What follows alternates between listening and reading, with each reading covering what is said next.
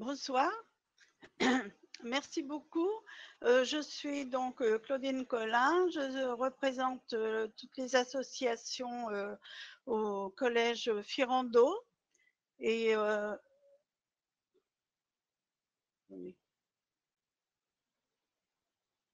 Ah, voilà. Donc je représente les associations, plusieurs associations dans le collège Firando, dans le groupe de travail support des associations de patients. Il y a 17 associations de patients. Toutes ces associations représentent plus de 2000 patients. Alors, nous nous réunissons 3 fois par an environ et nous discutons de thèmes communs pour essayer de faire de notre côté également, faire avancer les choses. Donc, nous avons eu un premier travail sur l'annonce du diagnostic d'une maladie rare endocrinienne.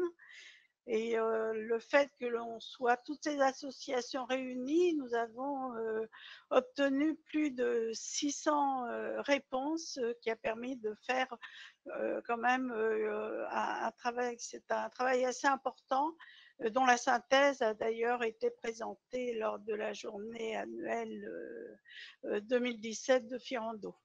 En ce moment, il y a un gros travail sur l'errance diagnostique et bien sûr sur la transition. Donc, il y a 5 associations qui sont concernées par l'insuffisance surrénale et la transition.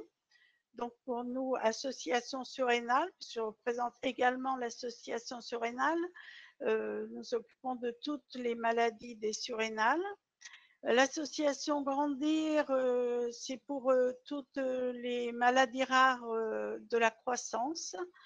AFDI pour les diabètes insipides, acromégale, pas seulement pour l'acromégalie, et crânio-pharyngiomes solidarité pour, pour les crânio-pharyngiomes. Donc, que faisons-nous? Donc, les actions pour les malades, nous organisons des réunions, 2 sortes de réunions. Avec des pédiatres, des endocrinologues et autres professionnels de santé, ce qui nous permet d'aborder largement la transition dans ces réunions et également des réunions conviviales entre patients par pathologie. Dans certaines pathologies concernées vraiment par la transition comme l'hyperplasie congénitale des surrénales, c'est également l'occasion de faire avancer, de donner des messages aux parents et aux adolescents. Nous les orientons vers un endocrinologue adulte connaissant la maladie lorsqu'ils changent de région pour des raisons diverses. Nous insistons sur l'importance d'un suivi régulier en centre de référence de compétences ou alors dans un centre en lien avec le centre de référence et le centre de compétences. Alors, si la maladie est génétique, nous leur rappelons l'importance d'une analyse moléculaire et de l'enquête familiale. C'est souvent oublié chez les garçons. D'ailleurs, nous avons des appels en catastrophe parce que la conjointe est enceinte et l'analyse génétique, l'enquête familiale n'a pas été faite non plus donc chez la conjointe. Et nous faisons une mise en point sur les informations trouvées sur les réseaux sociaux, notamment pour la génétique. Et nous les sensibilisons au port de la carte d'urgence et la possession de l'hydrocortisone injectable. Donc ici, vous avez 2 exemples de cartes d'urgence pour l'insuffisance surrénale. Il y en a une pour les enfants et avec des doses qui varient en fonction de l'âge et la carte également pour les adultes. Ces cartes ont été faites en collaboration avec les associations de patients européennes. Sensibilisation et soutien en famille, donc en amont sur le suivi régulier, même si tout va bien. Nous encourageons l'autonomie et la participation aux ateliers d'éducation thérapeutique. Nous faisons continuellement des rappels pour les recommandations pour éviter l'insuffisance surrénale aiguë. Quels sont les symptômes et qu'est-ce qui, malgré tout, si ça arrive, qu'est-ce qu'il faut faire? Nous insistons sur la préservation de la fertilité, notamment pour l'hyperplasie congénitale des surrénales. Et nous communiquons largement autour des PNDS auxquels les associations ont participé. Notamment, nous insistons pour qu'ils donnent la synthèse qui se trouve, la synthèse pour les médecins traitants qui se trouve justement dans ces PNDS. Nous soutenons les parents et la fratrie après le passage en médecine adulte parce qu'il faut vraiment garder en tête que les parents, au moins autant si ce n'est plus, ont un lien très très fort et qui perdure avec les pédiatres, donc qui ont pris en charge leurs enfants pendant tant d'années.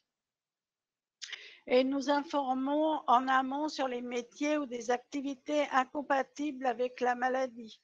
Par exemple, pour l'insuffisance surrénale, l'armée, la marine, parce que c'est compliqué quand on a dit à un jeune qu'il pourrait tout faire, tout ce qu'il voudrait, si il est bien suivi et que son rêve étant d'aller dans l'armée, on lui dit d'un seul coup, ah ben non, c'est pas possible. Là, c'est vraiment, ça peut être un risque d'abandon. Donc, nous collaborons également avec les professionnels de santé, bien sûr, en leur donnant des lettres de soutien pour les dossiers d'éducation thérapeutique. Nous participons à l'élaboration des programmes d'éducation thérapeutique. Nous participons au DU Transition. L'association surrénale intervient tous les ans au DU Transition depuis sa création donc, en 2009. Nous communiquons largement sur les plateformes transition et leurs documents. Donc pour les plateformes transition, la suite Necker, Transcende, Advenir à l'hôpital Robert Debré. Nous communiquons également, nous envoyons à toutes les personnes qui nous contactent et qui sont suivies en médecine de ville parce qu'ils veulent aller en médecine de ville, ils en ont marre de l'hôpital, donc ils préféreraient être en médecine de ville. Donc, nous leur communiquons pour l'hyperplasie congénitale des surrénales ce document de Transcende pour le suivi qui explique véritablement toutes les analyses et tout le suivi pour le jeune. Nous avons des remontées des patients sur la transition. Donc, certains ne sont pas du tout satisfaits de la façon dont s'est faite la transition. Alors, les causes, c'est véritablement la première cause qui nous a été remontée, ça a été quand le passage en médecine adulte correspond au changement de région pour les études. Parce que là, c'est vraiment très, très compliqué parce que d'abord, le dossier médical est rarement arrivé dans le nouveau service.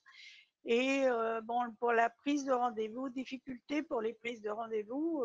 Donc là, on leur demande de changer. Il y a beaucoup de paramètres, en fin de compte, on leur demande de changer et ils sont un peu perdus. Donc, s'il n'y a pas de communication entre le pédiatre et l'endocrinologue, s'il y a un changement de traitement lors de la première consultation, c'est très mal ressenti si les objectifs de la prise en charge n'ont pas été compris. Parce qu'ils considèrent ça comme une critique, en fin de compte, de leur cher pédiatre. Alors, s'il n'y a pas de téléphone ou de mail de contact, ils ont véritablement un sentiment d'abandon. Et ils vont plutôt aller voir leur médecin traitant. Donc ça aussi, c'est peut-être un élément va pousser vers les perdus de vue. Et si le pédiatre n'a pas orienté vers un endocrinologue adulte, qui est déjà arrivé, où le pédiatre a dit bon, maintenant je ne peux plus suivre, bon, tu iras voir un endocrinologue adulte, ben, écoute, tu le choisiras, tu prendras celui que tu voudras. Alors pour les gens qui sont satisfaits de la transition, les médecins se connaissaient et étaient dans le même CHU. Les dossiers avaient été transmis en amont. Un document vulgarisé sur sa maladie et qui lui avait été donné d'ailleurs par le pédiatre. Comme ça, lui, il a pu le transmettre à l'endocrinologue adulte, ce qui faisait déjà voilà, un départ pour la discussion. Si le service adulte était proche du domicile, le jeune adulte savait expliquer sa maladie, il savait adapter son traitement et le médecin savait répondre à toutes ces questions. Donc, ils nous ont fait des suggestions. D'abord, avoir un relais proche du domicile en coordination avec le référent, parce que quelquefois, le référent se trouve quelquefois même très souvent, le référent se trouve à plus de 200 km de leur domicile. Donc, ils ont proposé d'utiliser le DMP pour pallier le défaut de transmission du dossier, de diffuser largement les examens à faire, de communiquer plus largement sur les PNDS disponibles et de participer aux ETP pédiatriques et aux ETP de la transition. Et également d'adapter le traitement aux activités de la vie de façon à ce que ce soit un petit peu, voilà, qu'on n'ait pas la rigueur du traitement que l'on a en pédiatrie. Donc, en conclusion, une enquête qui avait été faite auprès des adhérents de l'association surrénale en 2015 et elle avait été réitérée donc en 2021 a montré une amélioration.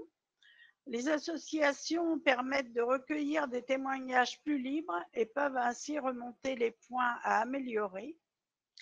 Donc, dans les améliorations possibles, il y a la bonne communication, et ça, c'est vraiment le plus important, entre le pédiatre et l'endocrinologue. C'est vraiment indispensable, mais il faut que ça perdure quand même. Si ça s'arrête au-delà de la première année, on risque d'avoir des perdus de vue, effectivement. D'adapter le discours aux jeunes malades. C'est pas encore un adulte, c'est plus un enfant. Enfin, il faut véritablement adapter. Certains sont un peu perdus avec la façon dont est fait ce discours, d'expliquer les objectifs de la prise en charge adulte et de communiquer sur l'existence des associations de patients.